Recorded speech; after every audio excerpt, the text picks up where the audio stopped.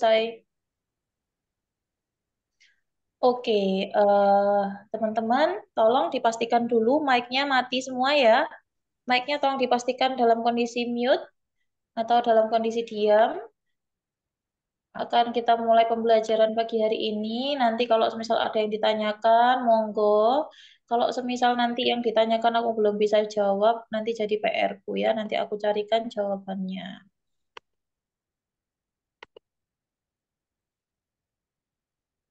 Oke, kita mulai ya.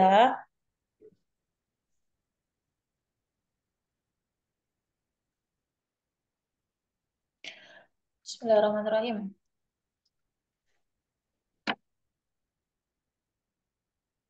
Nggak bisa mouse. Nah, jadi pada eh, gawat darurat itu ada yang namanya primary survey dan secondary survey. Nah, primary survey itu apa sih, Kak? Primary survey itu adalah pemeriksaan awal ya, pemeriksaan awal yang dilakukan pada pasien-pasien yang Nah, primary survey itu isinya apa aja, Kak? Primary survey itu ada penilaian mulai dari airway-nya seperti apa, breathing-nya seperti apa, circulation, dan disability-nya. Nah, airway itu yang dilihat itu nggak cuma jalan nafasnya aja, tapi juga kita fokus memperbaiki dari si cervical spinal yang kita curigai mengalami trauma.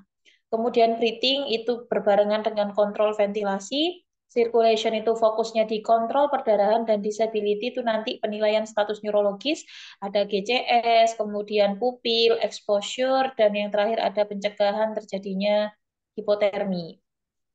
Kita mulai yang pertama, ada airway dan imobilisasi cervical spinal, di mana pada pasien-pasien yang kita curigai mengalami trauma servikal, itu harus kita lihat yang pertama adalah kita lihat apakah terdapat jejas dari klavikula atau tulang sabun sampai ke kepala. Kalau semisal terdapat jejas, kemudian mungkin ada perdarahan yang terjadi pada daerah itu kita bisa curigai mengalami trauma pada servikalnya sehingga harus kita lakukan fiksasi. Nah, fiksasinya itu ada yang menggunakan alat, ada yang manual. Kalau manual itu kita himpit ya, kita himpit kepalanya itu dengan kedua lengan kita sambil nunggu neck collar-nya datang. Tapi kalau neck collar-nya sudah datang langsung pasangkan neck collar-nya. Kemudian setelah kita stabilisasi atau kita fiksasi cervical spinalnya, kita lanjutkan dengan penilaian obstruksi pada jalan nafas. Nah, obstruksi pada jalan nafas itu ada buahnya, ada yang total dan parsial ya. Kalau yang total itu diakibatkan oleh tersedak, kalau yang parsial itu diakibatkan oleh banyak hal. Bisa jadi karena cairan, darah, kemudian lidah jatuh ke apa sih ke belakang, kemudian penyempitan jalan nafas itu juga bisa. Nah, obstruksi airway itu dibagi menjadi tiga, yang parsial, ada yang gargling, snoring, dan crowing. Kemudian setelah kita tahu masing-masing obstruksi ini terjadi obstruksi apa, kita lanjutkan dengan penanganan sesuai dengan obstruksi yang terjadi. Nanti kita bahas habis ini. Dan yang keempat, setelah obstruksi penanganannya sudah dilakukan, kita pasang LSB atau long spine board untuk menjaga ya, tidak ada cedera pada bagian cervicalnya juga, dan head immobilizer untuk mempertahankan fungsi cervical spinal. Untuk teman-teman yang baru masuk, tolong dimatikan dulu mic-nya ya. Kemudian, nah ini sumbatan jalan nafas total tadi ya. Sumbatan jalan nafas total itu tandanya seperti apa sih, Kak? Pasiennya berontak sambil menggenggam leher seperti ingin batuk. Kemudian mendadak tidak bisa bicara, kesulitan bernafas, sianosis, dan mendadak tidak sadar. Kemudian tata laksananya untuk pasien dengan tersedak total, sumbatan total itu kalau pasiennya sadar dan dewasa menggunakan abdominal thrust, sementara kalau pasiennya sadar tapi posisinya hamil menggunakan chest thrust ya. Kemudian untuk bayi, kalau bayinya mengalami tersedak itu bisa kita lakukan back slap dan chest thrust. Kemudian kalau pasiennya nggak sadar, Kak, kalau pasien anak, dewasa, dan bayi dengan kondisi tidak sadar, itu kita lakukan RJP. Ya, Jadi yang membedakan itu di sadar sama tidak sadarnya. Kalau sadar, dewasa abdominal thrust, wanita hamil chest thrust, kalau bayi back slap dan chest thrust, kalau pasiennya tidak sadar, semuanya kita lakukan RJP. Kemudian di sini, nah ini gambarnya ya, yang atas ini namanya abdominal thrust atau Heimlich maneuver, sama aja. Kemudian yang ini yang 8.4 ini chest thrust pada wanita hamil, ya kita lakukan penekanan pada daerah dada, karena kan perutnya posisinya lagi hamil, jadi kita ambil atasnya. Kemudian ini yang bawah ini ada back blow atau back slap, kemudian yang ini ada chest thrust, ya posisinya seperti ini. Kemudian, kok nggak bisa pindah ya? Dulu, dulu. Kemudian ada penanganan obstruksi airway yang parsial. Tadi kan ada gargling, snoring, dan crowing. Gargling itu suaranya gimana, Kak? Gargling itu suaranya berkumur-kumur, seperti ada timbunan cairan di dalam jalan nafasnya. Nah, lakukan apa ketika terjadi gargling? Kita lakukan lock roll terlebih dahulu kalau memang suctionnya belum siap. Tapi kalau suctionnya sudah ada, bisa teman-teman lakukan suction ya. Kemudian ada snoring. Snoring itu lidah jatuh ke belakang. Itu bisa kita atasi dengan dua cara. Bisa manual, bisa dengan alat. Kalau manual, kalau pasiennya tidak ada trauma, berarti kita bisa lakukan chin lift. Kalau pasiennya ada trauma, kita lakukan jaw thrust, ya. Kalau dengan alat itu ada dua macam, ada OPA dan NPA. Nah, OPA itu digunakan pada pasien yang tidak sadar, yang tidak ada gag refleks, nggak ada refleks muntah. Tapi kalau pasiennya sadar atau pasiennya nggak sadar dan ada refleks muntah, itu pakainya NPA gitu ya. Terus ada crowing. Crowing itu biasanya diakibatkan oleh edema pada jalan nafas. Nah, biasanya itu diberikannya dengan ETT ataupun needle cricotiroidotomy. ETT itu intubasi maksudku ya. Nah, ini OPA. OPA itu indikasinya pasien yang beresiko terjadi sumbatan jalan nafas karena lidahnya jatuh dan hanya digunakan pada pasien yang tidak sadar dan tanpa adanya gag refleks, gak ada refleks muntah. Kemudian OPA juga dapat digunakan untuk mempertahankan potensi jalan nafas selama pemberian ventilasi dengan BVM, kemudian pada saat suctioning mulut, dan ada proses intubasi juga untuk mencegah tergigitnya ETT. Kemudian ada NPA tadi. NPA itu diberikan pada pasien yang mengalami sumbatan karena lidahnya jatuh namun masih memiliki gag refleks, masih ada refleks muntahnya. Maka dipasangkan NPA. Tadi ya, NPA itu bisa pada pasien sadar, semi sadar ataupun tidak sadar dengan catatan masih ada gag refleksnya. Kontraindikasinya apa, Kak? Kalau pemasangan NPA, kontraindikasinya adalah kalau pasiennya mengalami fraktur pada nasal dan ada polip ya pada daerah hidungnya. Kemudian ada fraktur pada daerah wajah, itu juga nggak boleh dilakukan NPA. Dan cedera-cedera yang mengalami fraktur pada daerah wajah ataupun fraktur pada daerah kepala, fraktur basis kranii, itu biasanya ditandai dengan adanya raccoon eyes atau mata panda. Battle sign itu ada jejas di belakang telinga, kemudian ada rhinorrhea, cairan yang keluar lewat hidung, ataupun otorea, cairan yang keluar lewat telinga. Kalau ada tanda-tanda empat ini, teman-teman tidak boleh menggunakan NPA untuk membuka untuk apa sih mengendalikan si lidah jatuh ke belakang tadi. Harus pakai yang lain atau pakai NPA. Kalau semisal NPA NPA nggak bisa pakai OPA. OPA-nya kok ada refleks muntah, nanti bisa pakai alat yang lain gitu ya. Pertimbangannya banyak. Nah, ini ada LMA, laryngeal mass airway. LMA itu alat supraglotik yang sangat bermanfaat untuk pertolongan pasien dengan airway yang sulit. Semisal pasiennya diintubasi nggak bisa, itu boleh diganti pakai LMA. Tapi LMA ini bukan airway definitif atau jalan nafas buatan, harus diganti dengan yang lain kalau sudah sampai di rumah sakit. Nggak bisa menetap lama kalau LMA.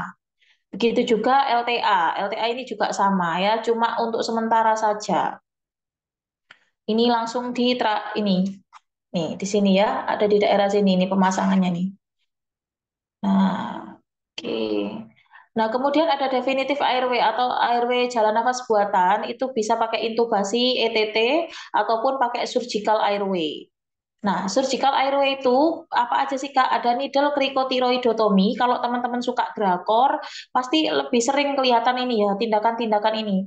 Biasanya ada beberapa di beberapa drakor itu ya. Jadi kita masukkan atau kita tusukkan jarum yang besar di bawah membran krikotiroid dengan tujuan untuk mencari jalan nafasnya, membuat jalan nafas ya, karena mungkin ada sumbatan atau obstruksi yang tidak bisa dikeluarkan. Jadi kita pakainya needle cricotiroidotomy dulu untuk menyelamatkan si proses bernafasnya atau proses respirasinya.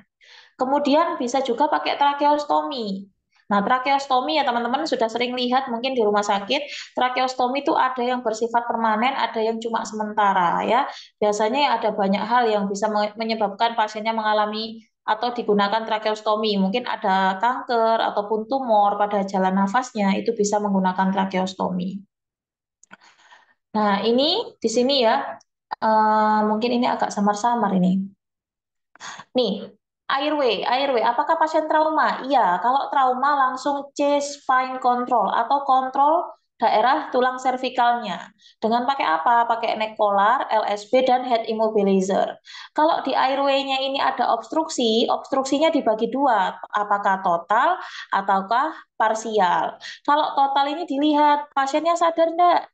Kalau pasiennya sadar dengan dewasa, itu pakainya Heimlich maneuver. Kalau anak-anak pakainya chest thrust, kalau wanita hamil pakainya chest thrust juga. Kemudian kalau pasiennya tidak sadar, baik dari segala usia, itu pakainya RJP ya. Kayak gitu. Ya, aku sambil nerima orang-orang yang masuk. Kemudian kalau sumbatannya parsial, tadi dibagi menjadi tiga, ada gargling, snoring, dan crowing. Gargling itu menggunakan lock roll atau suctioning kalau memang alatnya ada. Kalau snoring tadi yang ngorok, itu pakainya manual itu pakai chin lift ya, kalau misal pasiennya tanpa trauma. Kalau pasiennya ada trauma, pakainya jaw thrust. Kalau dengan alat pakai OPA, OPA itu untuk yang tidak ada refleks muntah, kalau yang NPA itu ada refleks muntah, sementara crowing itu definitive airway atau air jalan nafas buatan itu bisa pakai ETT ataupun surgical airway. Surgical airway-nya tadi needle cricotiroidotomy ataupun menggunakan tracheostomy ya. Kalau semisal pasiennya sadar, nah sebelah sini, airway-nya gimana? Oh, pasiennya sadar, dapat berbicara, berarti airway-nya clear, tidak ada gangguan. Ini boleh deh, nanti kalau aku nganggur-nganggur tak bikinin bagan yang bagus ya, biar nggak kayak gini bentukannya. Nah ini cara-caranya dari jauh trust, nanti teman-teman baca sendiri ya, biar nggak terlalu lama nanti waktunya ya. Nah, ini pemasangan nekolar itu kayak gimana? Cara ngukurnya gimana? Ini teman-teman baca ya. Takutnya nanti tiba-tiba muncul cara ngukur nekolar kayak gimana, cara masangnya gimana. Ini nanti direview lagi. Kemudian setelah selesai permasalahan di airway-nya, kita masuk di breathing ya. Breathing itu fokusnya di kontrol ventilasi. Hal pertama yang harus teman-teman pahami di poin breathing adalah di nilai normalnya dulu, teman-teman. Nilai normal dari pernafasan seorang dewasa itu normalnya 12 sampai 20 ya. Dan biasanya diberikan rentang 4 dari nilai normalnya. Semisal seperti ini. Kalau pasiennya masih bernafasnya 24 kali, berarti itu masih dalam rentang normal. Tapi kalau di atas 24, berarti dia ada peningkatan upaya nafas. Begitu juga kalau semisal dia nafasnya kurang dari 12, berapa? 9, berarti masih hitungannya normal ya. Karena kita kasih rentang 4 kurang atau 4 tambah di atasnya. Kalau anak-anak 15 sampai 30, kemudian bayi itu 25 sampai 50. Nah, pada pasien-pasien yang mengalami trauma yang tidak terintubasi, biasanya kita berikan dengan NRM minimal 10 liter per menit dulu. Dengan tujuan apa? Dengan tujuan untuk mempertahankan saturasi di atas 95%. Jadi berikan NRM saja 10 liter per menit. Dan kalau semisal dengan pemberian 10 liter per menit itu tadi tidak naik saturasinya masih di bawah 95, teman-teman boleh naikkan sedikit-sedikit ya, naikkan 1 liter sampai maksimal di 15 liter per menit untuk meningkatkan kadar saturasi di atas 95%. Kemudian kalau semisal udah nyampe 15%, 15 liter nih Kak, tapi kok masih belum naik ya kadar saturasinya, kita harus melakukan tindakan yang namanya IAPP atau kita lakukan inspeksi, auskultasi, perkusi, dan palpasi. Nah, di inspeksi itu melihat apa aja sih Kak? Melihat adanya jejas pada dada, luka terbuka, distensi vena jugularis, pergeseran trakea, kesimetrisan pengembangan di dinding dada. Kemudian ada auskultasi. Auskultasi itu mendengarkan suara nafas tambahan. Kemudian perkusi itu untuk mengetahui apakah ada udara yang berlebihan atau ada cairan yang berlebihan di dalam paru-paru. Kemudian palpasi. Palpasi itu untuk mengetahui adanya rasa nyeri tekan, tenderness, kelainan bentuk, apakah ada krepitasi juga kayak gitu ya. Nah, kemudian tanda-tanda pernafasan tidak adekuat itu apa sih Kak? Yang pertama pola nafasnya irreguler atau enggak teratur. Kemudian menggunakan otot bantu pernafasan. Kemudian adanya pergerakan dinding dada yang tidak adekuat ya. Terus wajahnya pucat atau sianosis, penurunan kesadaran, dan adanya agonal gasping. Agonal gasping itu nafasnya yang kayak semalam tak praktek itu, yang kayak gini, gitu, gitu. Pelan-pelan tapi suaranya kayak ada tarikan sakaratul maut lah, itu namanya agonal gasping. Kemudian ini apa ya kapasitas alirannya. Ada yang bilang nasal kanul itu sampai 4 liter, ada yang bilang 6 liter, tergantung dari literatur yang teman-teman pakai ya. Kemudian teman-teman yang paling penting tadi semalam sudah aku ajarkan gimana cara menentukan prosentase oksigen yang masuk ke dalam pasien. Caranya adalah berapa liter per menit yang diberikan dikali 4%. Kenapa dikali 4%, Kak? Karena setiap 1 liter yang diberikan itu hanya nyampe 4%-nya saja. Ya. Kemudian selain itu ditambah 21%. Jadi rumusnya adalah berapa liter per menit dikali 4% ditambah 21%. Baru nanti ketahuan, oh prosentasenya segini. Nah, kemudian 21% itu dari mana, Kak? 21% itu adalah prosentase oksigen di udara bebas yang kita hirup seperti ini tuh 21%. Jadi nanti kalau ditanyakan berapa liter per menit, berapa persentase yang masuk ke dalam pasien dengan pemberian 5 liter per menit, berarti tinggal dikali 5 dikali 4% ditambah 21, berarti jawabannya adalah 41% yang masuk ke pasien. Paham ya? Coba sekarang aku tanya teman-teman, kalau semisal aku ngasih pasiennya 7 liter per menit, dengan menggunakan simple mass, kira-kira berapa persen yang masuk ke pasien? 7 liter per menit, kira-kira berapa persen yang masuk ke pasien?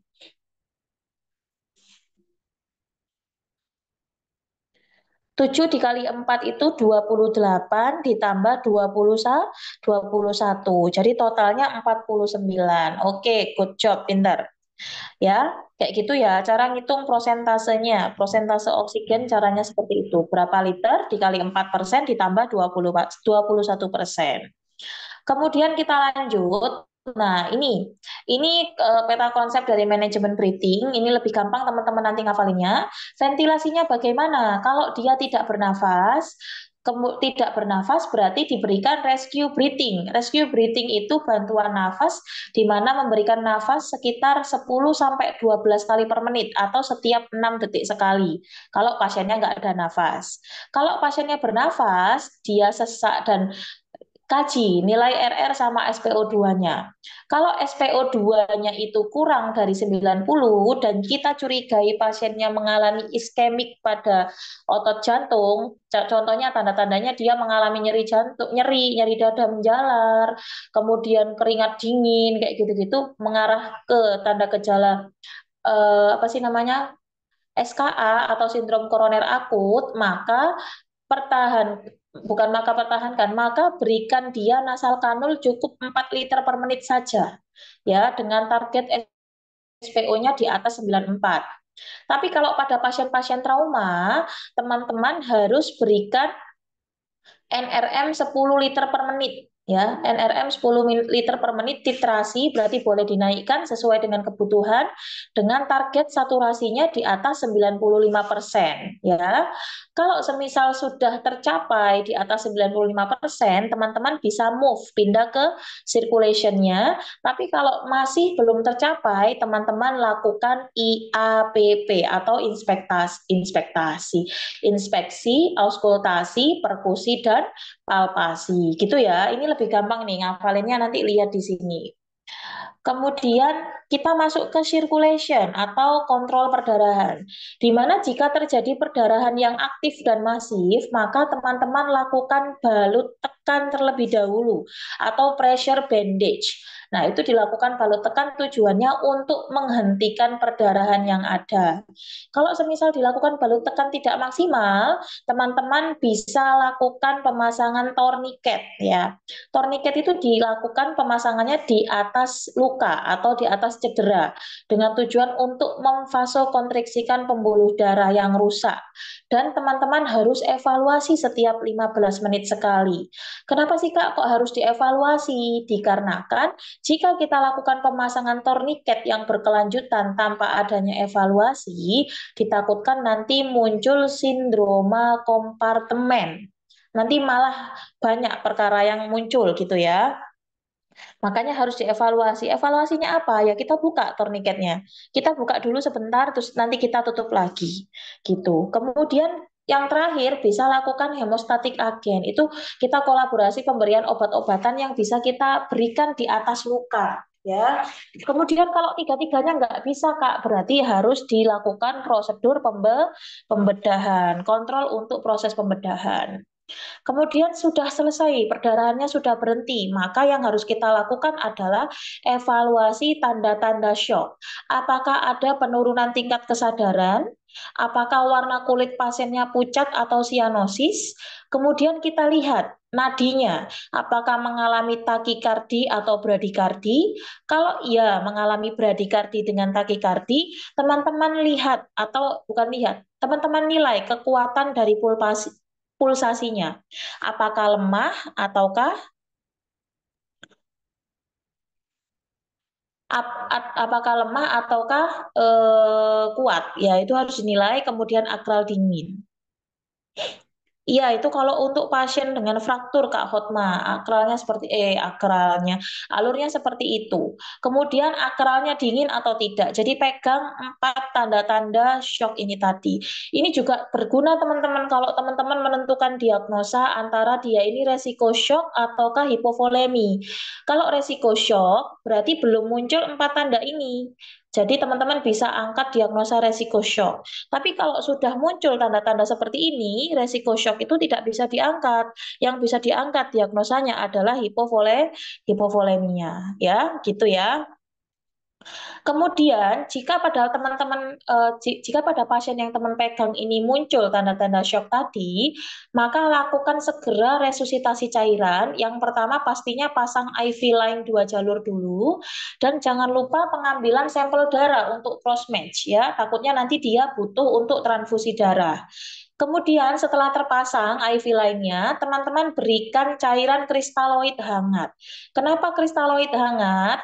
Karena untuk mencegah terjadinya hipotermia. Nah, suhunya berapa Kak? Suhunya 37 sampai 40 derajat. Sebanyak 1 liter pada dewasa. Jadi 2 kolef langsung ya, kanan kiri. Kemudian kalau pada anak-anak dengan berat badan di bawah 40, itu pakainya 20 mili per kilogram berat badan dan di loading cairannya. Setelah itu, setelah teman-teman lakukan loading, kita evaluasi kembali apakah tanda-tanda shock tadi masih ada atau tidak, dan jangan lupa juga lihat dari tekanan darahnya. Jika memang tidak efektif, teman-teman bisa lakukan kolaborasi untuk pemberian transfusi darah pada pasien tersebut. Nah, kemudian masuk ke sini dulu. ke Foley kateter. Jadi setelah teman-teman memasang loading cairan tadi, teman-teman wajib memasang yang namanya kateter untuk mengevaluasi urin outputnya.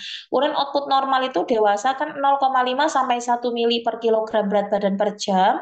Kalau anak-anak itu 1 sampai 2 mili per kilogram berat badan per jam.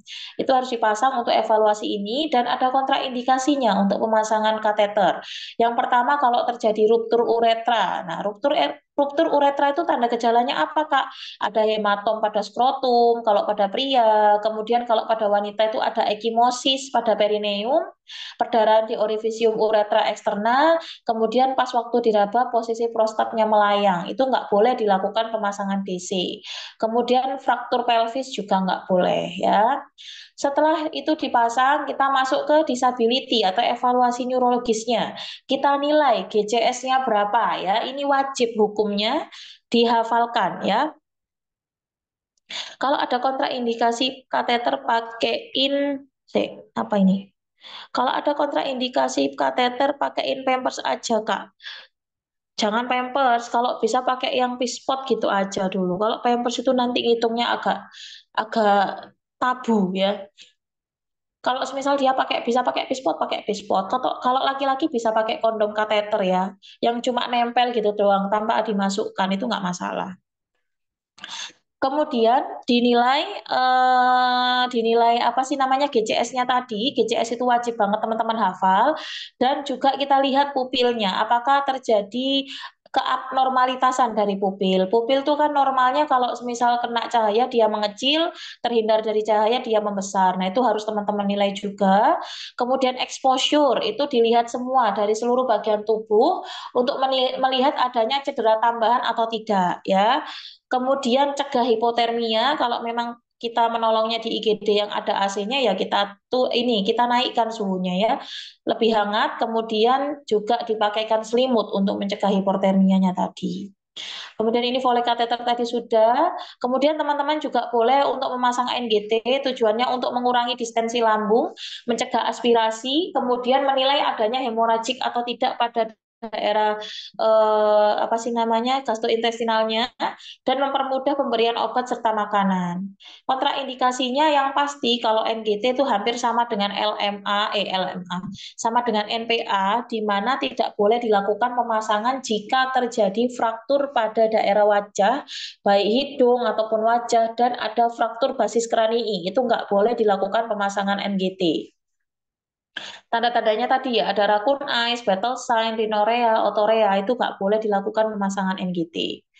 Kemudian ada heart monitor, kita pasang bedside monitor untuk mengetahui irama EKG yang muncul apa. Kemudian boleh dilakukan pemeriksaan AGD, cek kembali TTV-nya kalau memang dibutuhkan pemeriksaan penunjang untuk mengetahui adanya perdarahan pada intraabdomen, boleh pakai DPL, EVAS ataupun VAS ya, tergantung dari kondisi pasiennya. Kemudian ada secondary survey. Setelah primary survey selesai, kita masuk ke secondary survey atau pemeriksaan head to toe atau pemeriksaan per sistem dari tubuh pasien ya. Nah, anamnesanya yang pertama kita lakukan anamnesa itu menggunakan kompak atau ada yang bilang empel. Kalau empel itu bahasa Inggris, kalau kompak bahasa Indonesia. Kok kompak itu apa aja sih Kak? K-nya itu keluhan saat ini. Pak, keluhan saat ini apa? Bapak sedang mengkonsumsi obat-obatan apa kalau boleh tahu? Terus makan terakhir tadi apa Pak yang dikonsumsi? Penyakit yang diderita apa atau riwayat penyakitnya apa? Apakah Bapak memiliki alergi? Kemudian kalau semisal ini pasien-pasien dengan trauma, semisal tabrakan dan lain-lain, teman-teman bisa tanyakan kronologinya seperti apa, ya. Kemudian kita lakukan pemeriksaan fisik head to toe seperti pengkajian biasanya ya dari kepala sampai ujung kaki harus dilakukan pemeriksaan untuk menilai ada tidaknya keabnormalitasan pada tubuh pasien.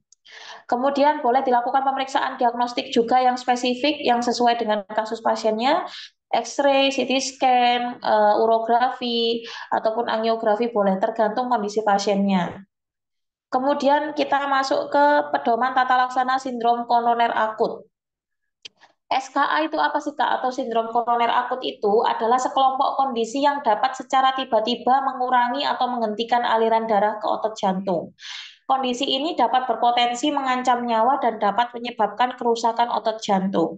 Jadi jantung itu bukan hanya mensuplai oksigen dan darah, tapi dia juga butuh suplai oksigen dan darah sebagai apa? Sebagai bentuk energi dia untuk melakukan kinerjanya ya.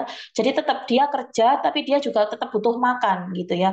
Nah, sindrom koroner akut ini menghambat aliran darah ke otot jantung sehingga si jantung berhenti untuk bekerja, mogok kerja. Nah, SKA atau infark miokard tadi kematian otot jantung akibat penyakit jantung koroner aterosklerosis yang bersifat progresif.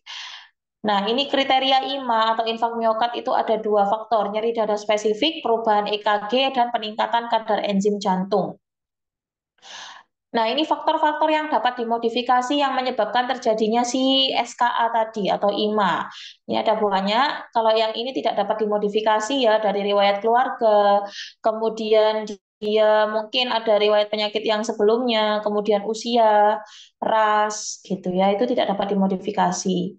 Nah, ini faktor-faktor resiko tadi itu bisa menyebabkan stres oksidatif, terutama pada pasien-pasien yang merokok, itu memunculkan stres oksidatif. PJK itu penyakit jantung koroner sama aja kayak SKA itu bahasa-bahasanya sama aja. Kemudian disfungsi endotel atau endotelnya itu mengalami kerusakan, akhirnya ada lemak-lemak yang beredar pada darah itu berkeliaran dan nempel pada endotel yang rusak tadi sehingga membentuk sebuah kapsul fibrosa ya. Kapsul fibrosa ini nanti lama-kelamaan numpuk akhirnya jadilah plak ya, plak aterosklerosis. Kalau dianya plaknya itu menempel dengan sempurna, dia akan membentuk sumbatan di situ. Tapi kalau dia itu masih bisa goyang ini plaknya itu bisa bisa copot ya, plaknya itu bisa copot atau lumutnya itu bisa copot dan dia itu ikut aliran darah dan akan berhenti pada pembuluh darah yang seukuran dengan dia. Nanti di situ dia berhenti ya, di situ dia nyumbat. Makanya terjadi kematian jaringan otot jantung. Nah, klasifikasi dari sindrom koroner akut itu ada tiga. Ada infark miokard dengan elevasi segmen ST atau STEMI, ada infark miokard dengan non-elevasi segmen ST atau NSTEMI, dan ada juga UAP. UAP itu angina pectoris tidak stabil atau unstable angina pectoria. Pembedanya apa sih Kak? Nah, ini pembedanya di sini. UAP itu sama gejalanya ya, dia sama-sama nyeri dada, tapi kalau UAP itu bisa hilang dengan istirahat ya. Kalau yang lain itu tidak hilang dengan istirahat. Kemudian untuk EKG-nya, UAP itu ada depresi, segmen ST-nya tuh depresi ya ke bawah gitu. Kemudian ada inversi gelombang T, tidak ada gelombang Q. STEMI itu juga sama, ada depresi segmen ST, inversi T-nya dalam. Kalau STEMI berarti ada elevasi atau kenaikan segmen ST. Kemudian dari enzim jantung. Nah, enzim jantung untuk pasien yang mengalami UAP, enzim jantung CKMB, troponin I, troponin T itu tidak meningkat. Meskipun kita cek tidak meningkat. Tapi kalau pada NSTEMI dan STEMI itu setelah 4 jam onset, itu kalau kita cek enzim jantungnya itu ada kenaikan dari nilai normalnya. Biasanya 2 kali dari nilai batas atas normal itu naiknya. Ini jadi membedakannya seperti itu ya. Kemudian ini ada lokasi infak berdasarkan sadapan EKG. Ini sering keluar meskipun satu soal tapi lumayan. Jadi teman-teman hafalkan.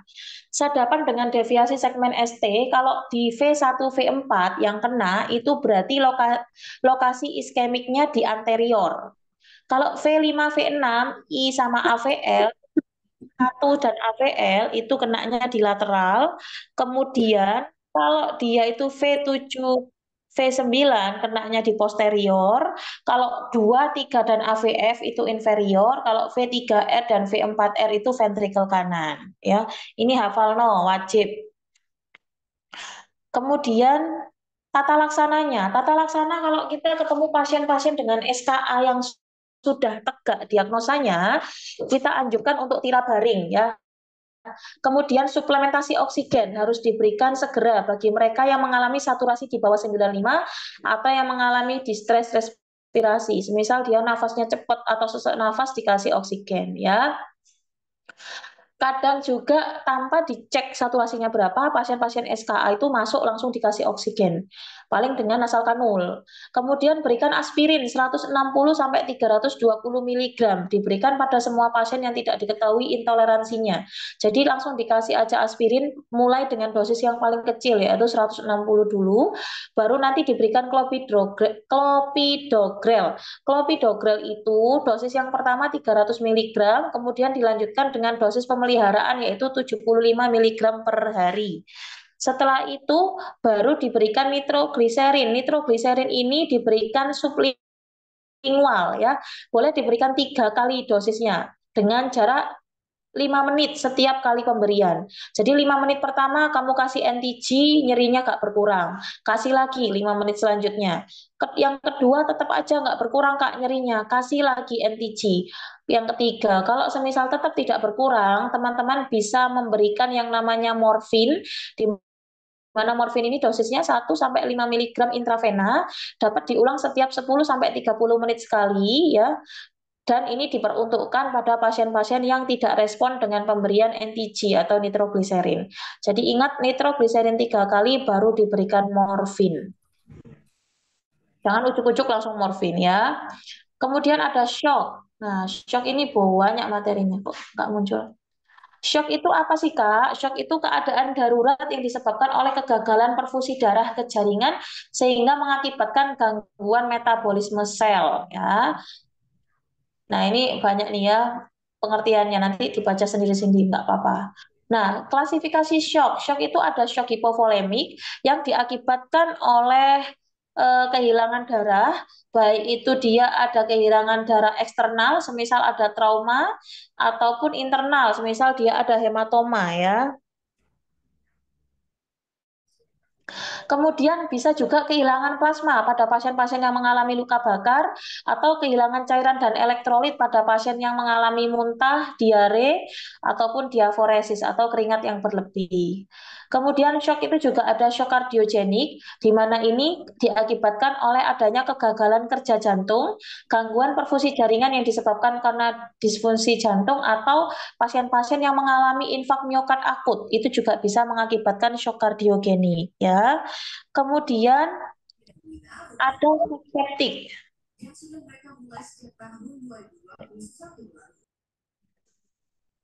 Shock septik itu terjadi karena penyebaran atau invasi kuman dan toksinnya di dalam tubuh yang berakibat vasodilatasi. Ya, jadi itu kayak semisal dia mengalami infeksi nggak diatasi, akhirnya sepsis. Ya, itu bisa mengakibatkan shock karena si bakteri tadi itu bisa mengakibatkan vasodilatasi pembuluh darah. Kalau vasodilatasi pembuluh darah, otomatis tensinya turun drastis, makanya bisa terjadi shock. Kemudian ada anafilaktik atau shock anafilaktik, itu gangguan perfusi jaringan akibatnya adanya reaksi antigen antibodi. Jadinya antibodi dengan antigen itu bereaksi kemudian mengeluarkan histamin-histamin. Sementara histamin dan sitokin-sitokin yang dikeluarkan itu bisa mengakibatkan vasodilatasi, akhirnya terjadi shock. Biasanya shock anafilaktik itu terjadi pada pasien-pasien yang mengalami nggak cocok sama obat-obatan, itu bisa ke anafilaksis atau alergi itu masuknya ke sana ya. Reaksi transfusi. Nah, kenapa kalau orang-orang transfusi ada reaksi gatal-gatal atau sesak nafas harus segera dihentikan karena untuk mencegah terjadinya shock anafilaktik gitu ya. Nurse nanti jelasin open pneumotorak. Ya, Beb. Kak, shock sepsis itu apakah apa penyebab penyakit sepsis? Semua penyakit bisa mengarah ke sepsis, Beb. Kalau tata laksana dari infeksinya tidak maksimal ya. Kemudian sepsis itu artinya kumannya itu udah menyebar ke seluruh tubuh gitu. Shock neurogenik terjadi jika gangguan perfusi jaringan yang disebabkan oleh disfungsi sistem saraf simpatis sehingga terjadi vasodilatasi. Kemudian, nah ini patofnya. Nah, patofisiologi shock itu ada yang namanya fase kompensasi, fase dekompensasi, dan fase irreversibel. Nah, ini fase kompensasi itu sudah terjadi penurunan perfusi jaringan, di mana timbul gangguan perfusi jaringan dan tubuh tubuh itu masih bisa melakukan kompensasi. Dengan cara apa? Dengan cara melakukan vasokonstriksi untuk meningkatkan aliran darah, kemudian juga menurunkan aliran darah ke daerah yang kurang vital. Semisal antara jantung, paru-paru, dan kaki, itu diutamakan darahnya ke daerah jantung dan paru-paru dulu. Yang kakinya nanti-nanti aja. Akhirnya nanti pas waktu kita periksa agak sedikit pucat gitu ya, karena adanya penurunan aliran darah. Kemudian ini yang fase kompensasi, fase kompensasi. Kemudian ada fase progresif atau fase dekompensasi, di mana jika tekanan darah arteri tidak lagi mampu mengkompensasi kebutuhan tubuh atau vasokonstriksi yang terjadi tadi tidak bisa mengatasi kegagalan kehilangan cairan yang ada, maka akan muncul tanda gejala banyak nih ya. Ada gangguan seluler di tubuh, tekanan darahnya turun, aliran darahnya turun, nanti ada hipoksia ya. Kalau hipoksia, sel-sel tidak dapat aliran atau suplai darah, akhirnya banyak sel yang mati, ya. Kemudian dinding pembuluh darahnya jadi lemah, akhirnya venous return-nya menurun.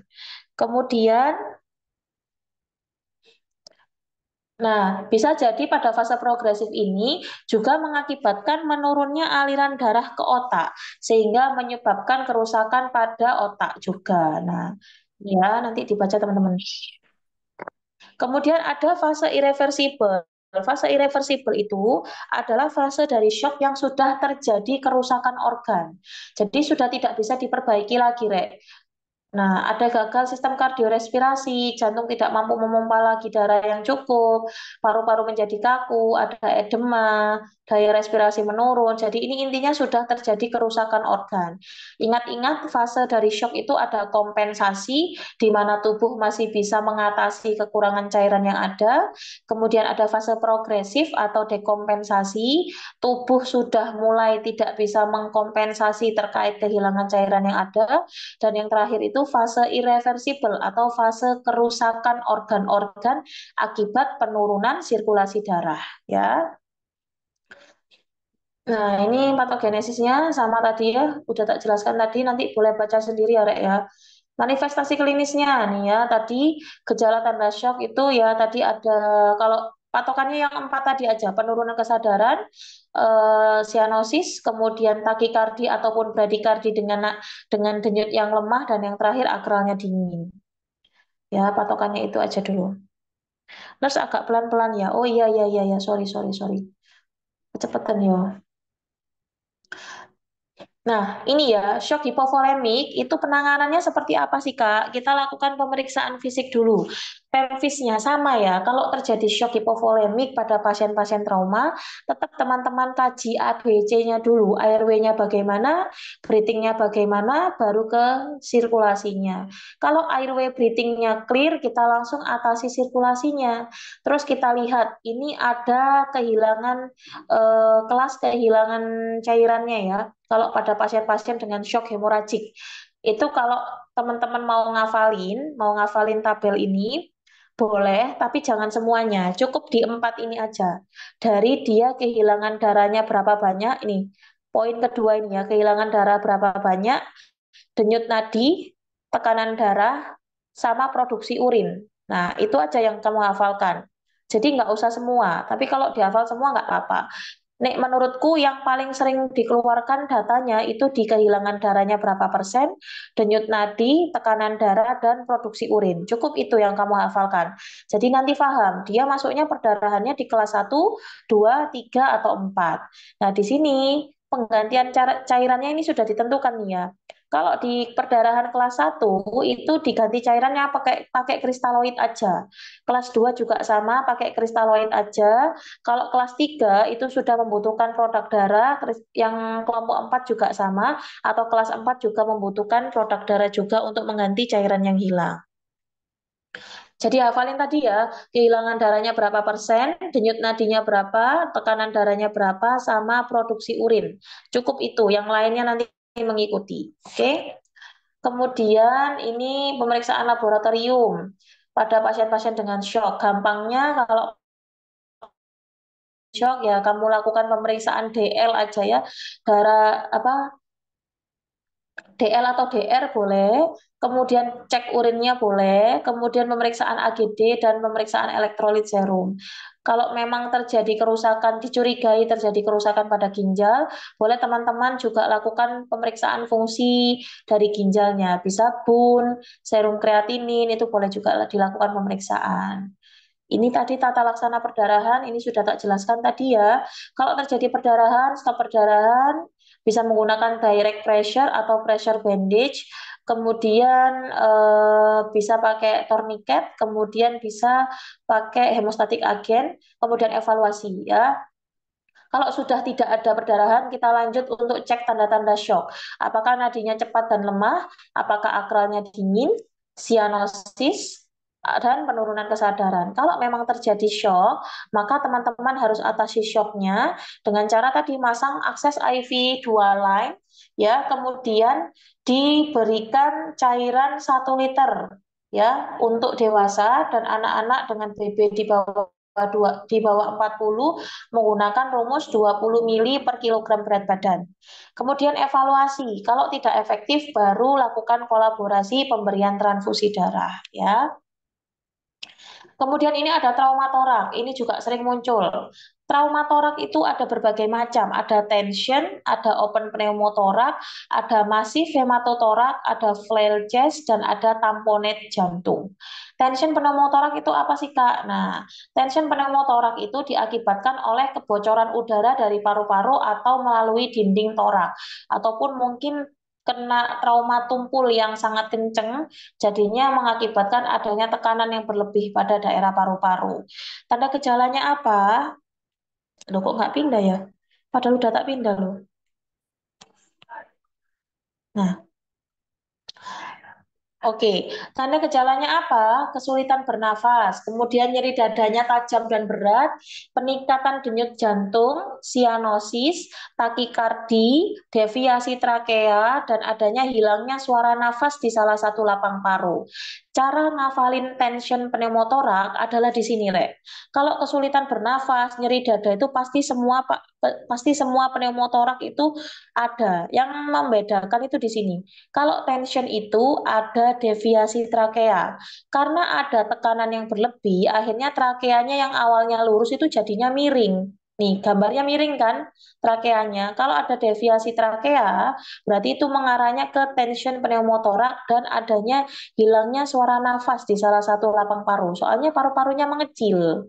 Ya, itu yang membedakan. Nah, ini caranya gimana Kak? Kita tata laksananya dengan needle decompression pada interkostal 5, 4 dan 5, kemudian dilakukan pemasangan chest tube atau WSD ya.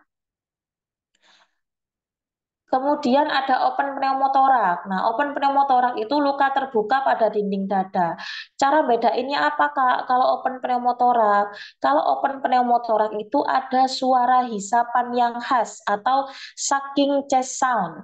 Kalau sudah ada data seperti itu, kemudian ada luka terbuka, itu mengarahnya ke open pneumotorak sehingga tata laksananya adalah dilakukan occlusive dressing atau balutan yang menutup secara keseluruhan.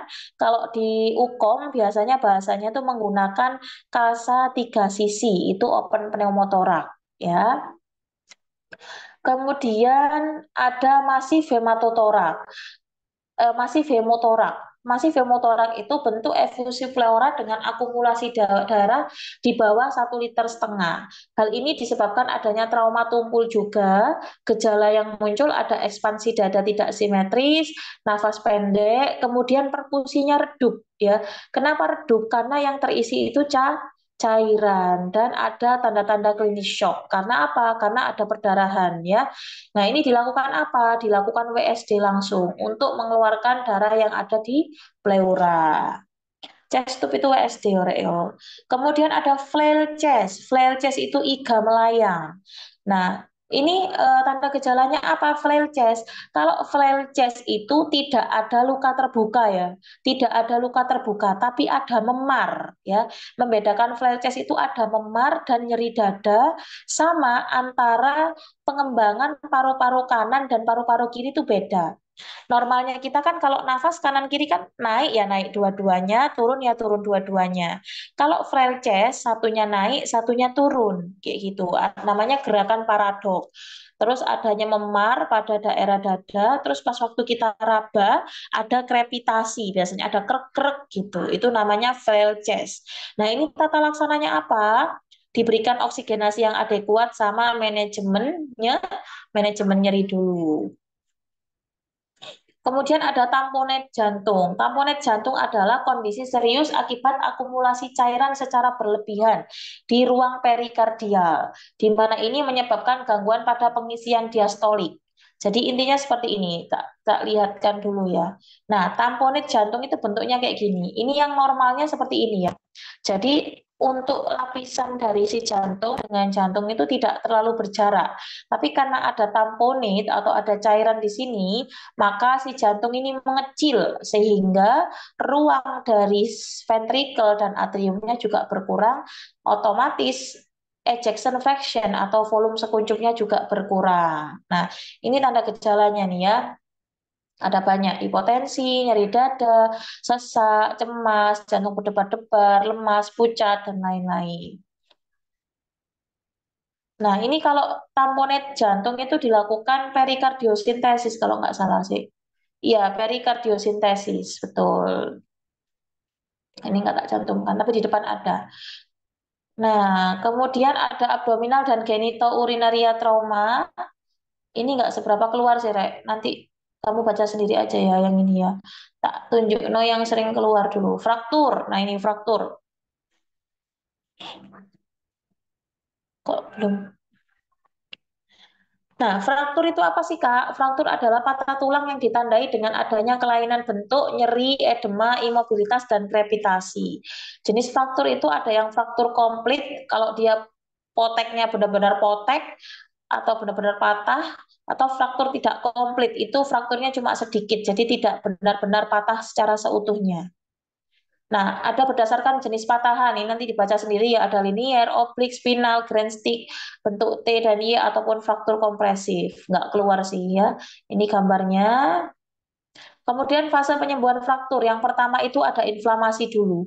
Karena ada terjadi cedera, otomatis daerah yang cedera itu tadi didatangi oleh sel darah putih, makrofag, sehingga terjadi inflamasi dan nyeri.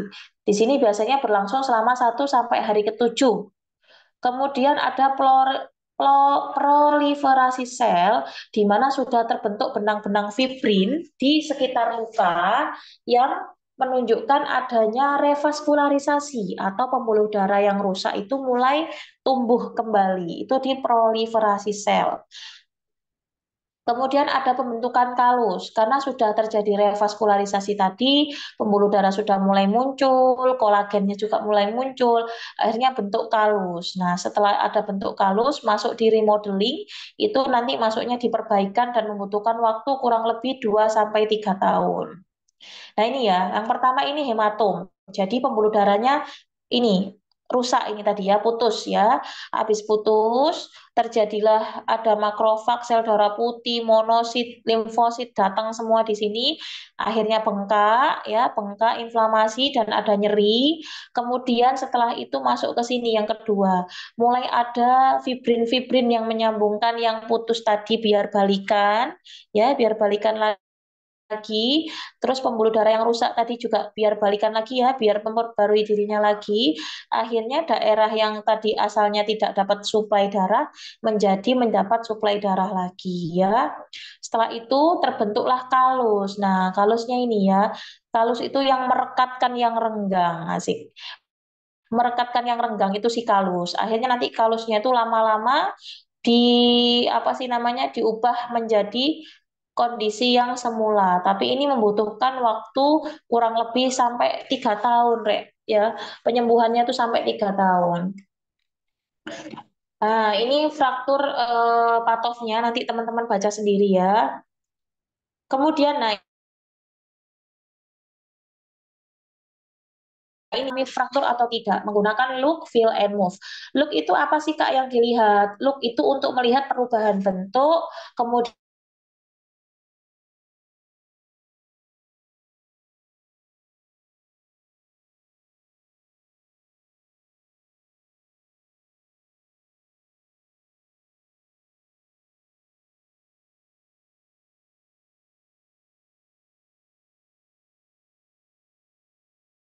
Semisal pasiennya ini mengalami dicurigai mengalami jejas pada daerah kaki. Nah, setelah kamu lihat ada jejas, kamu raba, oh iya ada krepitasi, ada krek-krek. Habis itu coba digerakkan, di move ya. Kita lihat ROM-nya. Kalau memang ROM-nya menurun, tidak bisa maksimal seperti kaki biasa, baru kita bisa arahkan pasien ini mengalami fraktur. Nah, tata laksana fraktur itu ada fraktur tertutup dan terbuka. Kalau tertutup itu tata laksananya apa? Yang pasti kita kondisikan airway-nya dulu, berikan oksigen jika memang ada masalah di breathing, kemudian imobilisasi dengan bidai dan manajemen nyeri kalau yang tertutup. Kalau yang terbuka, dulu. Kalau yang terbuka itu sama, cuma bedanya ada kontrol perdarahan. Jadi kondisikan airway, breathing, kontrol perdarahan, kemudian imobilisasi dengan bidai, baru manajemen nyeri. Nah, ini komplikasinya. Komplikasi dari fraktur itu ada shock yang pertama, apalagi kalau dia frakturnya pada tulang-tulang besar yang banyak pembuluh darah besar juga, kayak pelvis ya, atau di femur. Nah, itu bahaya, itu bisa mengalami shock. Kemudian bisa juga terjadi kompartemen sindrom yang tandanya ada 5 tadi ya. Ada pucat, parestesia, kelemahan, kemudian pulselessness atau penurunan kekuatan denyut nadinya, dan yang terakhir itu ada edema ya. Kemudian infeksi juga bisa terjadi pada pasien fraktur. Kemudian ada komplikasi lambat. Komplikasi lambat itu komplikasi yang muncul dengan jarak yang lebih lama. Ada malunion, ada delay union, dan ada non-union. Malunion itu tulang patah telah sembuh dalam posisi yang tidak sehat. Itu penyatuannya tidak bagus. Akhirnya kalau teman-teman pernah lihat pasien itu setelah fraktur antara kaki kanan kaki kiri nggak sama ya, jeglok kalau bahasa orang Jawanya jeglok. Kemudian ini kok nggak bisa dimatikan ya. Kemudian ada delay union. Delay union itu penyembuhannya lambat. Kemudian ada non union. Kalau non union itu yang sudah putus tidak mau balik lagi, alias dia tidak bisa nyambung. Nah, kemudian luka bakar. Ini yang masih bingung aja nih teman-teman ya. Luka bakar itu, ini kok, ini udah pindah belum slide-nya di tempat teman-teman? Di tempatku kok belum pindah ya? Bentar ya. Sudah. Udah pindah.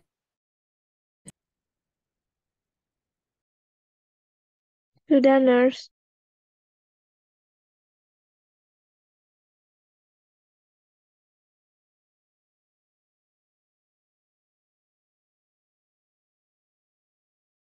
Ini luka bakar derajat 1 kenanya epidermis, biasanya ada bula, nyerinya berasa nyeri sekali. Kemudian luka bakar derajat 2 itu sudah ke dermis, di mana 2A itu dermisnya yang kena itu cuma sedikit, kalau yang 2B itu yang kena banyak. Yang membedakan 2A dan 2B itu waktu penyembuhannya ya. Yang 2A itu penyembuhannya 1 sampai 2 minggu aja, kalau yang 2B 3 sampai 4 minggu. Karena kan banyak epitel yang rusak di 2B tadi. Kemudian luka bakar derajat 3 itu sudah nyampe di subkutan ya, dan biasanya penyembuhannya itu menggunakan skin grafting atau dicangkok, diambilkan dari kulit tubuh yang lain. Kemudian luka bakar derajat 4 itu sudah sampai di tulang dan saraf, sehingga pada pasien-pasien luka bakar derajat 4 itu mereka itu tidak bisa merasakan nyeri alias mati rasa ya, karena saraf nyerinya sudah hilang akibat kena luka bakar tadi. Kemudian ini rule of nine ya teman-teman ya, ini tolong dipelajari, difahami dengan betul karena ini sering muncul ya, jangan sampai terkecoh.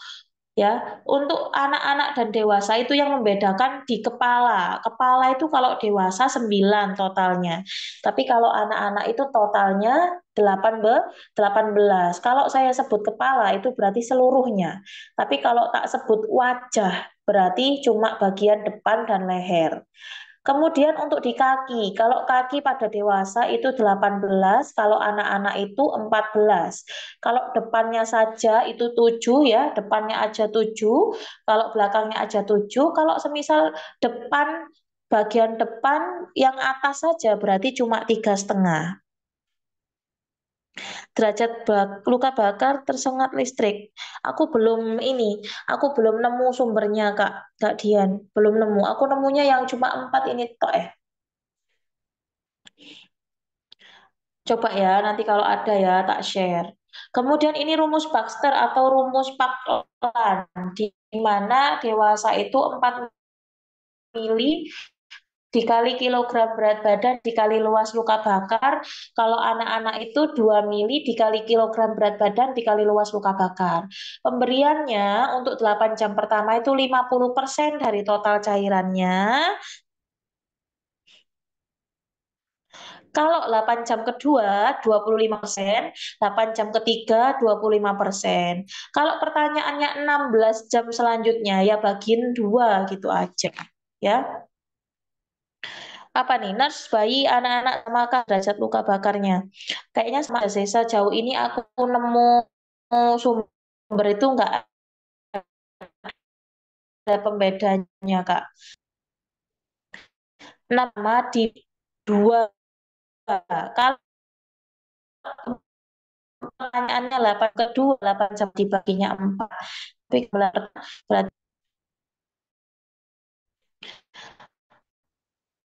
oke, lanjut ya. Nah, mana akan jadi luka bakar akibat flame dan flame itu api dan electrical injury. Kak, suara terputus-putus. Masih putus Tare. Kak, kalau luka bakar anak itu dari usia berapa-berapa? Maksudnya gimana? Maksudnya gimana, Kak?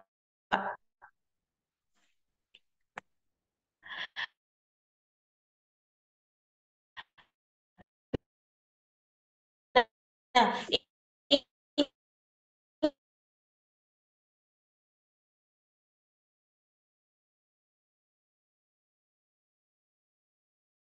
ini ya dari American kan luka bakar api sama yang kali luka bakar yang dibawa itu juga rumusnya samili per dikali badan dikali luas. Kalau luka bakarnya gara-gara api, tapi kalau bakarnya gara-gara tersengat listrik menurut Aba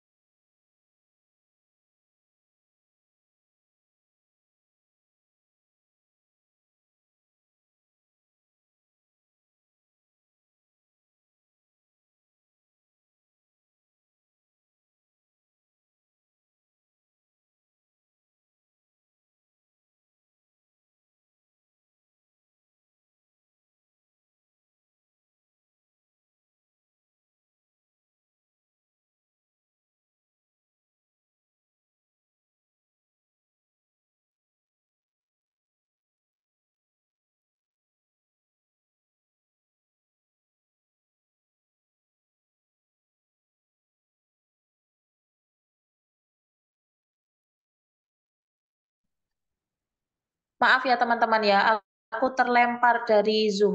Encen gak duwe ada iki Zoom ya. Aku tiba-tiba dibuang, dikeluarkan. Aduh, kasus.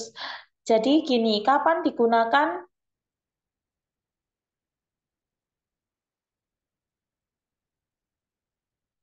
apa gini? Lo suka bakar anak itu usia berapa berapa Kak? Yang dinamakan anak itu sampai berapa yo? Ya sampai remaja itu loh.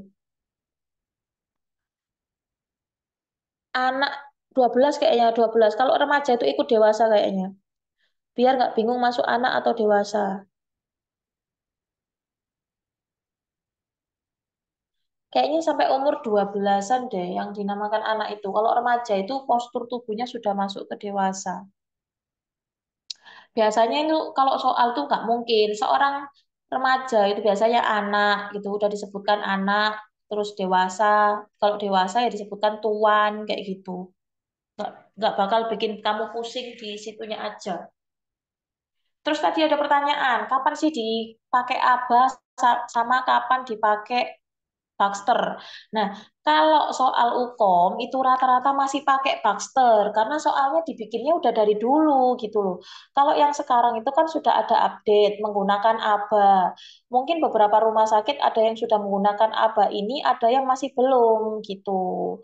Tergantung ya. Kalau semisal pembuat soalnya saat ini sudah menggunakan yang terbaru ya pakainya ABA. Tapi biasanya ada beberapa soal yang dimunculkan berapakah rumus kebutuhan cairan menurut Baxter. Kalau udah ada kata-kata menurut Baxter ya hitungan pakai Baxter gitu aja loh Rek. Jangan dibikin repot sendiri ya. Dibikin santuy, oke? Mana tadi? Nah, ini tata laksana luka bakar sama ya. Tata laksana luka bakar tuh airway-nya. Lihat, kalau semisal dia airway-nya terjadi masalah, ya atasi masalah di airway-nya. Pakai ETT atau diintubasi dulu ya. Diintubasi terutama pada pasien-pasien dengan trauma inhalasi, wajib intubasi. Kemudian breathing-nya, kalau memang dia tidak dilakukan intubasi, kasih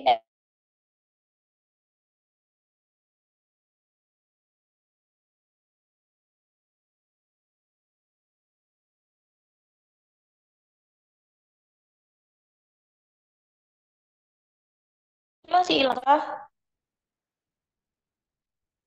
Halo, Kak stabil. Halo, Udah Kak, udah jelas. coba ganti jaringan Kak. Aku tuh udah pakai paketku dewe, pakai wifi malah aku kelempar tadi. Nurse kalau pasien berhenti henti nafas itu dilakukan CAB. Iya betul. Kalau dia ada henti nafas, henti jantung pakainya CAB bukan ABC. Kemudian ini GCS, wes bosen ya GCS terus ini. Ini hafal no, wajib. Kemudian ini juga sama, ini wajib juga ya. Kemudian triase. Nah, ini triase. Kemarin ada yang minta triase. Triase itu ada kategori merah, kuning, hijau, dan hitam. Merah itu prioritas pertama, biasanya dilakukan pada pasien-pasien yang mengalami cedera berat yang mengancam jiwa. Contohnya, dia itu mengalami shock, ya itu sudah pasti merah. Kalau semisal dia fraktur perdarahan tapi belum ada tanda-tanda shock, Kak, itu masuknya merah apa kuning? Ayo, fraktur perdarahan, kemudian belum ada tanda-tanda shock. Dia klinisnya masih bagus. Masuk merah apa kuning?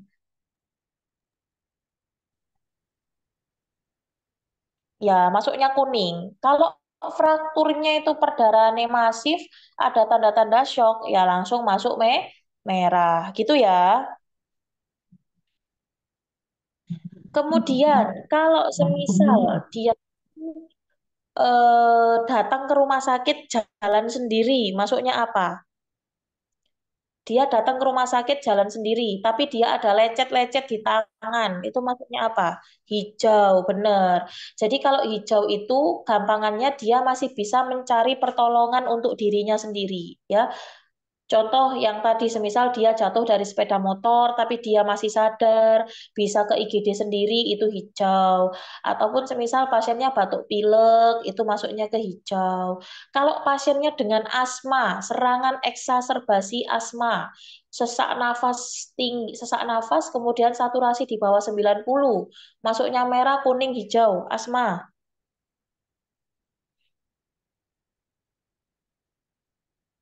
Asma, asma, asma ya. Dia serangan asma, saturasi di bawah 90, masuknya apa? Masuknya merah. Betul. Harus segera kamu berikan bronkodilator. Terus dikolaborasi pemberian oksigen. Triase kalau pertolongan pertama waktu ada kejadian bencana alam, Kak, yang harus ditolong dari hijau ke merah atau merah ke hijau. Yo tetap merah ke hijau sayangku. Di bencana di rumah sakit yo tetap merah ke hijau. Kalau no cerita nih hijau ditolong terlebih dahulu tuh nggak ada. Tetap merah ke hijau. Umi kalau pasiennya kronis ke IGD masuknya ke hijau atau mana? Kalau GERD kronis kondisinya pasiennya gimana? Kalau pasiennya mengalami kelemahan, dia nggak bisa jalan sendiri dan lain-lain ya, masuknya kuning aja, ojo di hijau. Kalau dia nggak serangan loh ya, kalau serangan serangan asam lambungnya lagi kumat, dia sudah sampai semisal lemes, ya masuk kuning. Tapi kalau di lapangan bencana hijau dulu kan, Nurse? Kenapa bisa hijau dulu? Kalau aku sepemahamanku kalau di bencana, kalau semisal pasiennya ada yang mengalami yang merah, hijau sama kuning, bukannya tetap merah dulu yang didahulukan. Kenapa harus hijau dulu? Supaya mempercepat evaluasi nurse. Oh gitu. Evakuasi mungkin. Iya, kalau di lapangan hijau dulu. Iya, nurse aku sempat baca kalau yang di bencana, oh, berarti intinya yang masih bagus-bagus kondisinya itu disingkirkan dulu, baru ngatasi yang ini ya, ngatasi yang kondisinya jelek-jelek gitu ya. Oke, oke, siap, siap, siap. Terima kasih infonya. Berarti kalau yang di rumah sakit tetap kita utamakan merah, kuning, hijau. Kalau di lapangan berarti hijau, kuning, merah. Apa Berarti ya. Kak? Ih, Hijau, merah. lawangan. Ini suara. Bentar, bentar, bentar. Ada suara. Oh iya sih. Kak, tolong dimatikan ininya. Di mute dulu. Terima kasih ya. Berarti di ini. Di apa sih namanya dibalik. Kalau yang pas waktu di lapangan. Yang sehat-sehat dulu yang ditolong ya. Baru nolong yang kondisinya jelek. Oke. Bentar, bentar. Tapi ini kita pahami dulu yang di rumah sakit ya. Kalau di rumah sakit tetap merah, Rek. Kalau hijau dulu kamu ditutupi nanti ya. Mana sih? Nah, ini yang pakai ATS. Pakai ATS. ATS itu ada kategori 1, 2, 3, 4, 5. Ya, hampir sama aja sih, Rek. Yang pertama tuh seperti merah. Dia segera penilaian dan tata laksana diberikan secara simultan pada kondisi yang mengancam nyawa. Itu deskripsi klinisnya itu dibaca ya. Itu kriterianya. Yang kedua itu butuh waktu 10 menit. Yang ketiga butuh waktu 30 menit. Yang keempat itu tata laksananya bisa dimulai dalam waktu 60 menit. Yang kelima malah waktunya 120 menit. Ya, ini nanti dibaca, ini kategorinya ATS. Terus kalau yang biasanya dipakai di rumah sakit itu merah, kuning, hijau ya. Merah, kuning, hijau, hitam. Oh ya, kalau semisal pasiennya itu dia henti nafas, henti jantung, kemudian pupilnya itu sudah melebar, itu masuknya mana? Henti nafas, henti jantung, pupilnya sudah melebar. Kenapa hitam? Karena tidak bisa di tidak bisa ditolong. Ih, kamar mayat. Koit, iya. Berarti sudah game over ya. Kalau semisal pasiennya henti nafas, henti jantung, kemudian pas dikaji jalan nafasnya itu ada sumbatan, berarti masuknya merah, kuning, hijau, hitam,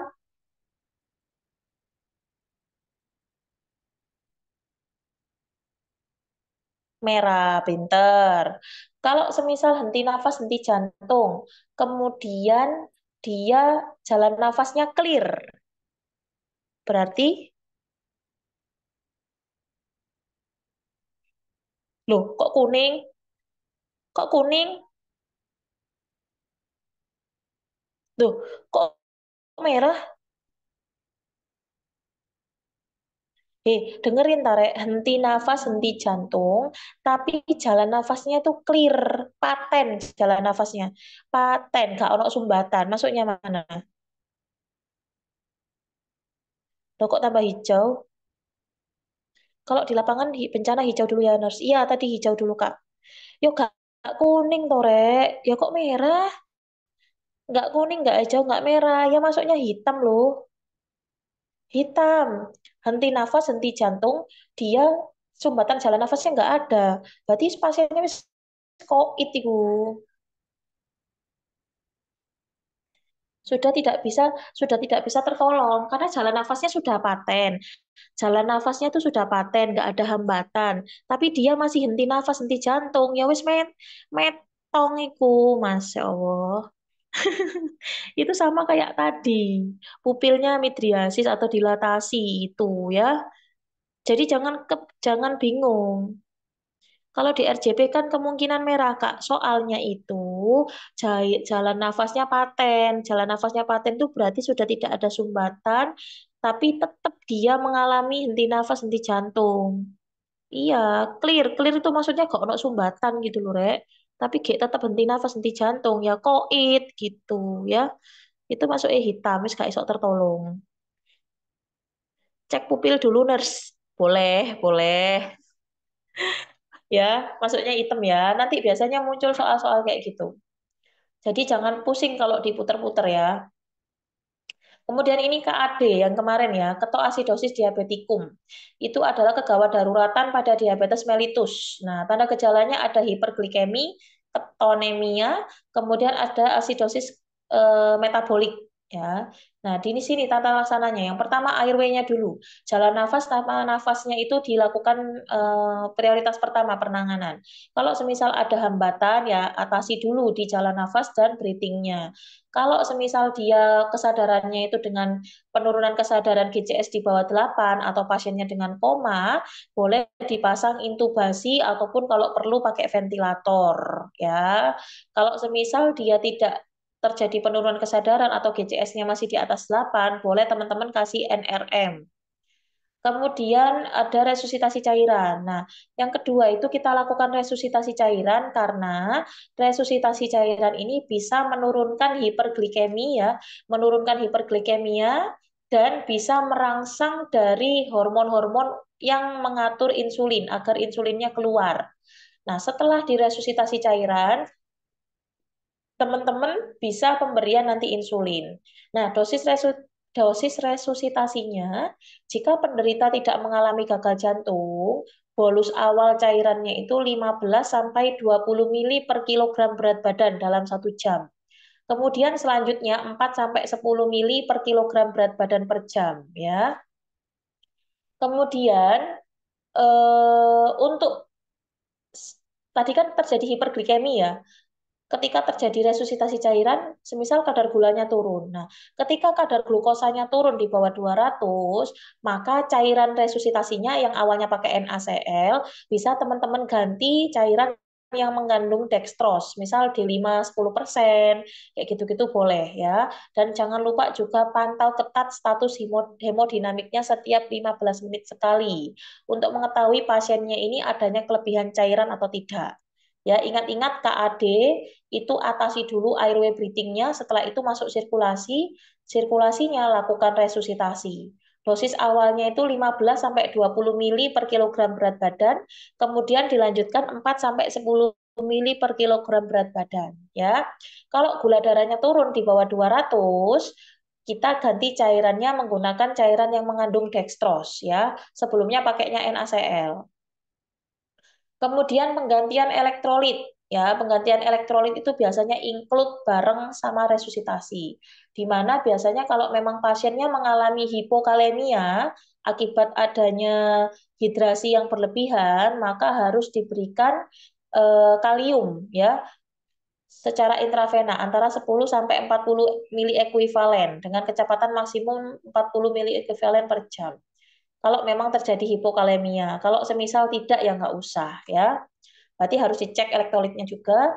Kemudian ada terapi insulin. Nah, terapi insulin itu diberikan setelah tadi resusitasi dan dosis awalnya itu diberikan 0,1 unit per kilogram berat badan intravena.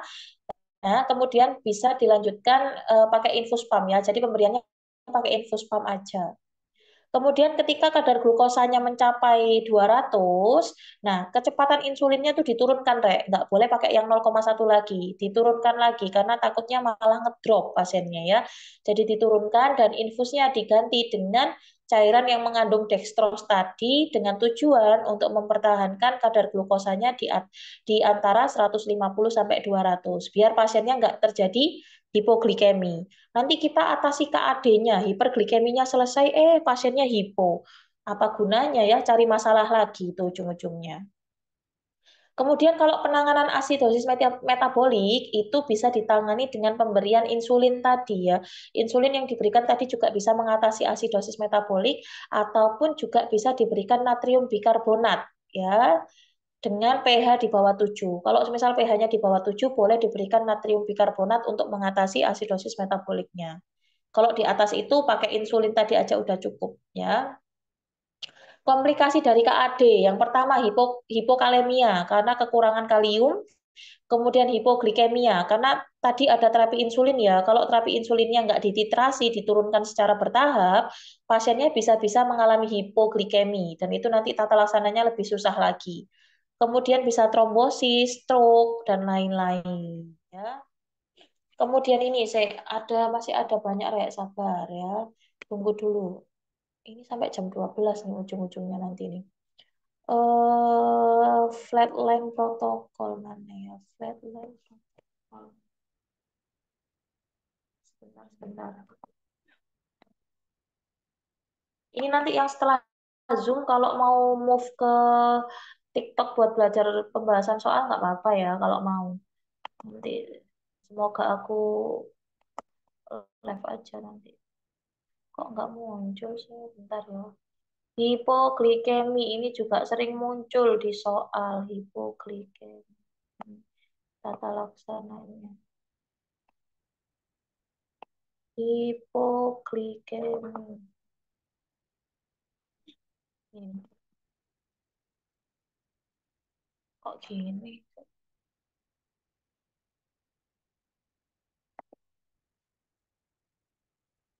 Nah, nggak muncul ya.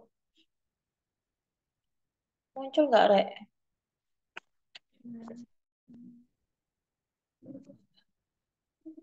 Oh ya, muncul. Kelihatan nggak? Kurang gede. Mana yang gedeinnya ya? Zoom, Umi. Oh, ini nih. Aku ketutupan ininya nggak kelihatan sih ya. Saya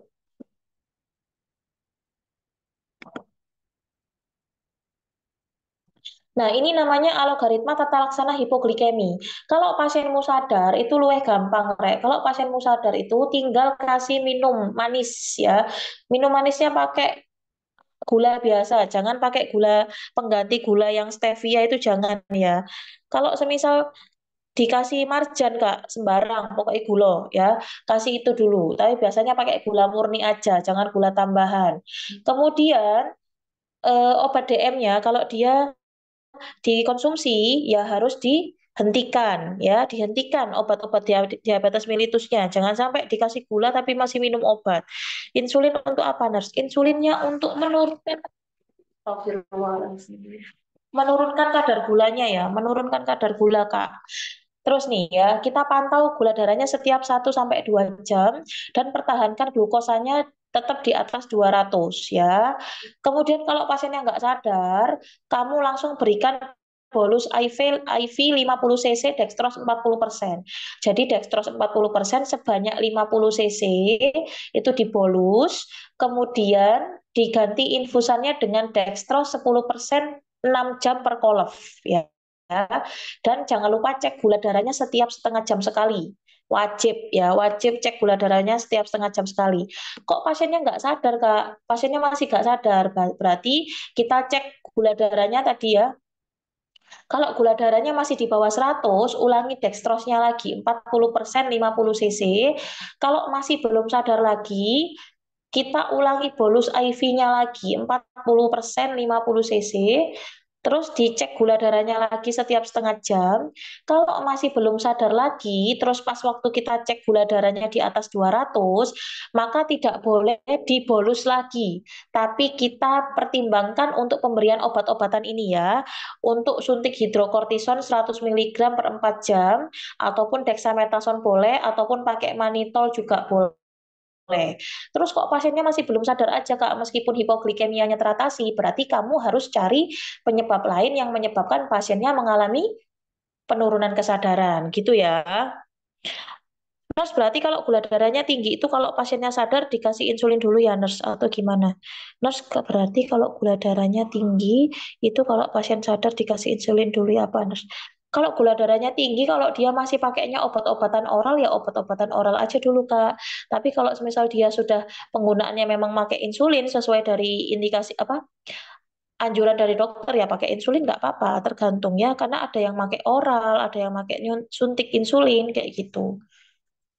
Ya, ini untuk hipoglikemi. Kemudian asistol. Tata laksana usus terburai itu aku udah punya, Rek. Nanti teman-teman tinggal baca ya, itu udah jelas sekali. Gampang.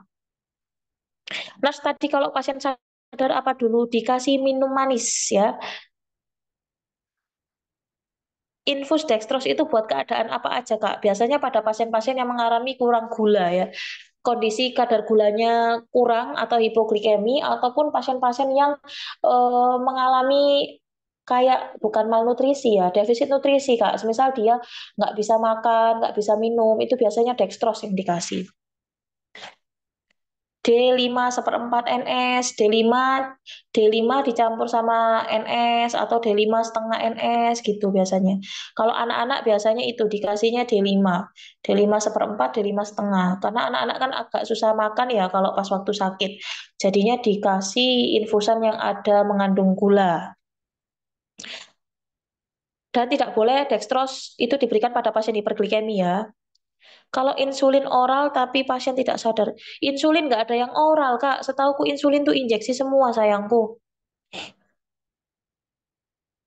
Injeksi semua insulin tuh ada yang disuntik atau pakai infus pump.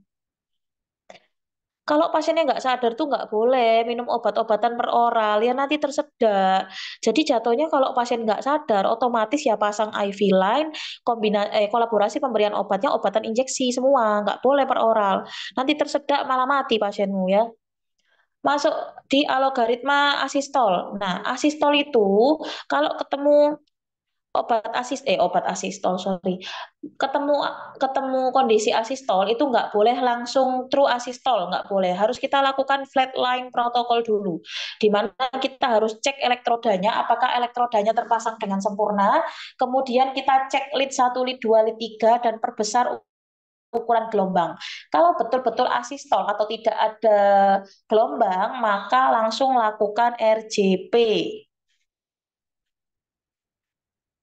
Ya, asistol atau PEA RJP plus epinefrin 1 mg flash NaCl 20% tangannya ditinggikan.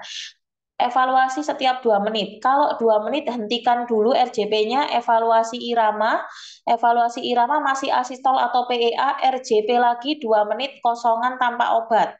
Setelah itu RJP lagi tadi ya, RJP 2 menit, evaluasi, hentikan RJP, evaluasi irama, masih asistol atau PA, kita lakukan RJP lagi, diberikan epinefrin lagi, 1 mg flash NaCl 20 cc, tangan ditinggikan, ya. Kak, pelan-pelan. Oke, oke, oke, oke, oke. Aku kira pasien hipoglikemi kalau sadar pertama kali diinsulin. Loh ya jangan, hipoglikemi kok kamu kasih insulin, tambah mati nanti pasiennya ya. Pasien hipoglikemi itu jangan dikasih insulin, dextrose tadi loh Beb. Dextrose yang 40% bolus sama dextrose 10% di infusannya. Kalau dia sudah sadar, itu maintenance pakai cairan dextrose yang infusan aja. Jangan dikasih insulin, mati nanti. Tangan ditinggikan ku yang tangannya diangkat sedikit gitu loh Rek, untuk mempercepat cairannya itu bisa masuk nyampe ke jantung. Nah, fungsi obat manitol itu untuk apa saja? Manitol itu untuk mengeluarkan cairan, dia itu diuretik. Biasanya manitol itu digunakan pada pasien-pasien cedera pada otak ya, pembengkakan otak. Kak, coba pelan dari atas Kak dikit. Gimana Kak suaranya hilang tadi yang tangan ditinggikan? Tangannya ditinggikan, tanganmu angkatan dikit gini loh, lebih tinggi dari jantung, biar cairan yang kita flash tadi atau yang kita bolus cepat tadi biar cepat nyampe jantungnya. Aku ulang lagi. Jadi kalau ketemu pasien dengan asistol, ya asistol itu kayak yang di TV-TV itu loh, nggak ada gelombang tit, itu jangan langsung percaya itu asistol atau tidak. Tapi teman-teman harus melakukan yang namanya flatline protokol. Apa itu flatline protokol? Flatline protokol adalah sebuah metode yang dilakukan untuk memastikan apakah ini betul-betul asistol atau tidak. Caranya bagaimana? Ada tiga cara. Yang pertama kita cek dulu elektroda yang nempel pada pasien. Apakah menempel dengan sempurna atau tidak. Cek dulu, takutnya nanti ada yang lepas ya. Kemudian cek lead 1, 2, dan 3. Kalau sudah bagus semua, elektrodanya nempel, lead 1, lead 2, lead 3 nggak ada masalah, perbesar ukuran gelombang yang ada di monitor. Kalau betul-betul asistol, langsung lakukan RJP. Ya betul, yang dipakein infus yang dinaikkan. Lakukan RJP. RJP-nya 2 menit dengan kecepatan 100 sampai 120 kali plus epinefrin 1 miligram flash NaCl.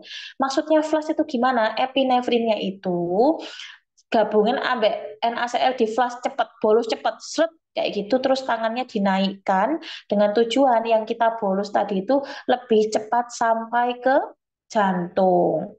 Setelah 2 menit hentikan RJP-nya, evaluasi lagi nadinya, evaluasi irama, evaluasi nadi. Kalau benar-benar asistol, kita lakukan RJP lagi tanpa diberikan obat. Kenapa kok yang kedua kok nggak diberikan obat, Kak? Karena epinefrin itu bisa dilakukan pengulangan setiap 3 sampai 5 menit sekali. Ya, jadi nggak boleh diberikan terus-menerus, enggak. Setiap 3 sampai 5 menit sekali boleh dilakukan pengulangan. Kemudian yang ketiga, kalau semisal sudah di RJP lagi, evaluasi asistol lagi atau PEA, maka RJP lagi epinefrin ya. Kayak gitu terus. Terus berhentinya sampai kapan Kak epinefrinnya? Nggak berhenti sampai stok obatmu habis. Kasih terus pokoknya setiap 3 sampai 5 menit kasih terus. Kasih lagi, kasih lagi, kasih lagi. Sampai nanti ada tanda-tanda kematian muncul atau semisal pasiennya mengalami ROSC, boleh baru dihentikan. Tapi kalau nggak ada, terus pasiennya koit, ya dihentikan gara-gara pasiennya meninggal gitu. Kak, ini epinefrinnya tanpa lapor dokter ya, Kak. Kalau kondisi code blue seperti ini, biasanya ada dokter, Kak. Dan biasanya, kalaupun semisal tidak ada dokter, kondisi emergensi seperti ini boleh diberikan. Boleh diberikan. Karena memang ini sudah tata laksananya, dan ini obat-obatan emergensi yang ada di troli ya. Jadi tanpa pakai resep. Nanti biasanya resepnya itu diminta saat untuk mengganti stok yang ada. Biasanya seperti itu. Ya, nanti kalau udah, misal pasiennya selamat nih pindah ke ICU, ya pihak pihak IGD-nya nanti ngeresepin tadi mau tek epinefrin berapa banyak, nanti diresepin sama dokternya baru diganti untuk troli emergensi yang kepake tadi gitu. Kalau aku gitu ya. Nah, sudah, pokoknya intinya kalau asistol atau PEA itu cek tadi ya. Kalau asistol flatline protokol, terus habis itu kalau memang nggak ada nadi, dan gambaran iramanya asistol atau PA langsung RJP, RJP epinefrin kosong, RJP epinefrin kosong kayak gitu-gitu. Ya, RJP epinefrin, habis itu yang kedua RJP kosong. Habis itu RJP epinefrin, RJP kosong. Nah, itu terus sampai ada muncul tanda-tanda kematian ataupun tanda-tanda ROSC. Semisal pasiennya sadar lagi, atau nadinya kembali lagi, atau misal pasiennya tiba-tiba batuk kayak di sinetron, nah itu juga boleh. Kalau udah ada tanda-tanda kayak gitu ya hentikan RJP, epinefrinnya juga hentikan, pasiennya masuk di kondisi ROSC ya. Oh iya, rampelit aku belum belum nyari Kak, belum nyari. Nanti tak jelaskan di grup aja ya. Ini udah mau jam 12 Rek. Olah seperti itu Kak, pantesan Kak di ICU mahasiswa disuruh potekin epinefrin yang banyak. Iya, karena tidak terhingga. Pemakaiannya tidak terhingga. Nurse beres jam berapa? Habis ini Bu Ore pegel aku wak wak wak wak. Nurse maaf mau tanya, untuk SOP perawatan kateter itu yang dirawat selang kateternya di Libya, Libya, Libya apa Kak? Perawatan selang kateter. Maksudnya gimana, Beb? Kak live TikTok tidak? Kayaknya live ya. Kalau aku live berarti ini udah harus selesai. Aku tak istirahat 1,5 jam dulu baru live TikTok. Ini ya, Rek, ya. Intinya kalau gadar itu teman-teman itu kalau mau gampang belajar pakai algoritma ya, jadi dibikin kayak bagan-bagan-bagan gitu. Itu pasti nanti nyantolnya lebih mudah daripada kalau kamu belajarnya baca. Kalau bentuknya bagan tuh gampang. Flash NaCl, flash NaCl itu diberikan NaCl Kak untuk mendorong si epinefrin cepat sampai ke jantung. Protekin ampul epinefrin langsung taruh di sepet ya Kak. Biasanya kalau aku dulu pas waktu magang tuh enggak, protekin aja taruh di atas troli emergency. Biasanya nanti yang ngambil itu bagian yang obat. Materi yang pertama tidak ada di Google Drive Umi. Yang mana, Beb? Yang mana itu? Ada kok, ada semua. Ini tata laksana asistol, algoritma ini. Soal keperawatan gawat darurat 24 Juli, rangkuman Gadar 24 Juli ini ada juga. Sudah ada semua ya. Oke ya. Oke ya. Nanti habis ini tak upload yang ini. Usus terburai ya, usus terburai nanti tak upload habis ini.